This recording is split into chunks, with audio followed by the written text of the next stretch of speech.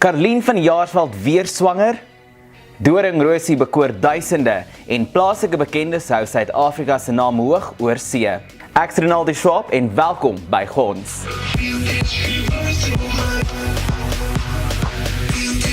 Sekerlik die grootste nuus van die week is popprinses Karlien van Jaarsveld, wie op sosiale media gedeel het dat sy swanger is met haar en oud-Springbok rugbyspeler Joe Breitenberg se eerste kind. Ons het nog 'n babatjie wat op pad is. Ek kan nie glo dat ek weer so bevoorreg en gelukkig kan wees nie, het sy op Facebook geskryf. En ek seker jy onthou dat die paartjie bietjie meer as 'n maand gelede in die geheim getrou het. Maar van ons almal hier by Gons, baie geluk aan Joe en Karlien.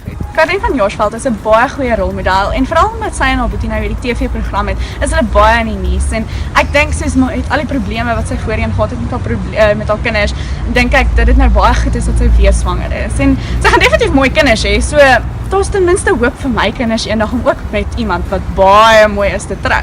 Talle bekende glanspersoonlikhede en hul kinders was verlede naweek te sien by 'n vertoning van Afrikaanse pantonieme Doringrosie by Empress Palace. Die geselskap sluit die akteurs Bianca Lagrange, Marnie van der Merwe, as ook Charlize Berg in die titelrol van Doringrosie in.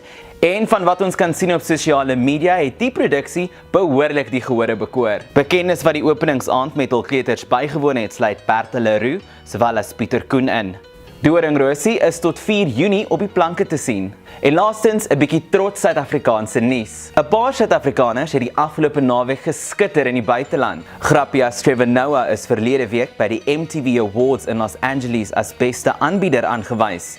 Hy het onder andere ander gunsteling aanbieders soos Ellen DeGeneres geklop en hy het selfs die toekenning aan sy ma opgedra.